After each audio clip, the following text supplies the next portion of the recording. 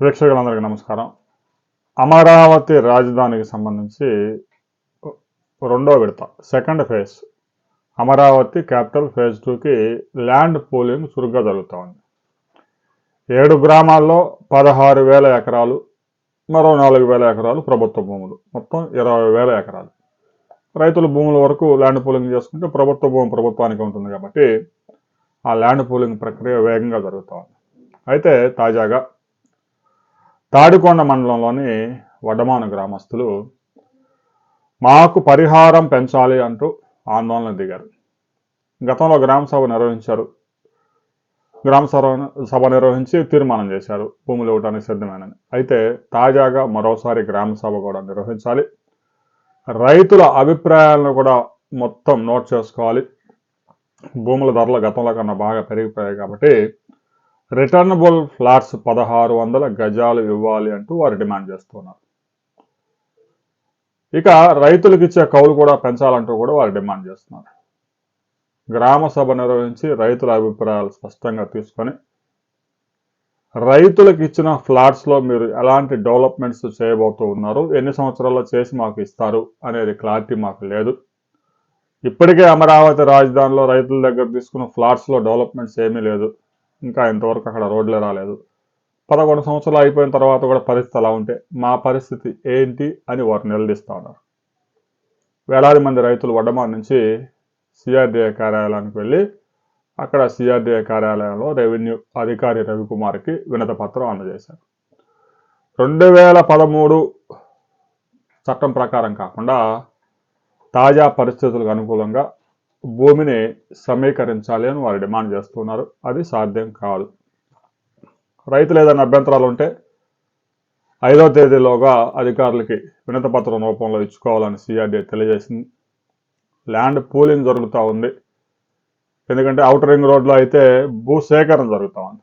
అక్కడ రైతులకైతే market rate 2 కోట్లు ఉన్నా కూడా అక్కడ వచ్చే పరిహారం 40 లక్షలు 50 లక్షలు దాటదు. వాళ్ళతో పోల్చుకుంటే ఈ ల్యాండ్ పూలింగ్ అనేది రైతులకి చాలా మేలు. కనీసం ఒక 1400 గజాలు, అందులో కొంత రెసిడెన్షియల్ కొంత కమర్షియల్ వచ్చినా కూడా రైతులకు దాదాపు ఎకరాకి 4 కోట్ల నుంచి 5 కోట్ల వరకు బెనిఫిట్ అయ్యే అవకాశం ఉంది. ఔటరింగ్ రోడ్డు బాధితులు అయితే ఇంకా దారుణం. వారు కొన్ని ప్రాంతాల్లో ఔటరింగ్ రోడ్లో కొన్ని రహదారులకు దగ్గరగా ఉండే భూములు చాలా రేట్లు ఉన్నాయి. ఇక ఔటర్ రింగ్ రోడ్డు ఆ మేడికొండూరు ఆ పేరుచర్ల పరిసర ప్రాంతాల్లో వెళ్ళేటప్పుడు అయితే ఇంకా ఎక్కువ ధరలు ఉన్నాయి. ఆ రైతులంతా నష్టపోతూ ఉన్నారు. గుంటూరు సిటీ దాటిన తర్వాత ఔటర్ రింగ్ రోడ్డు వెళ్ళే ప్రాంతాల్లో కూడా ఎక్కువ రేట్లు ఉన్నాయి.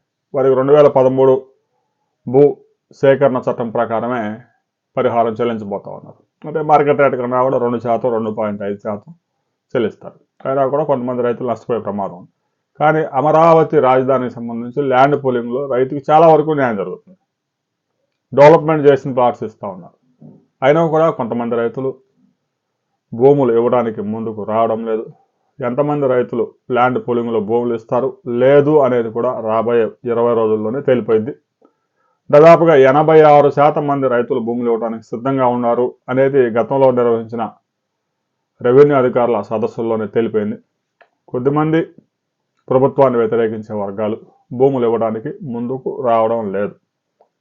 ల్యాండ్ పూలింగ్లో భూమి ఇవ్వకపోతే భూసేకరణ చట్టాన్ని ప్రయోగిస్తారు, భూమి తీసుకుంటారు. అప్పుడు రిటర్నబుల్ ఫ్లాట్స్ ఎవరు, రైతులే తీవ్రంగా నష్టపోతారు.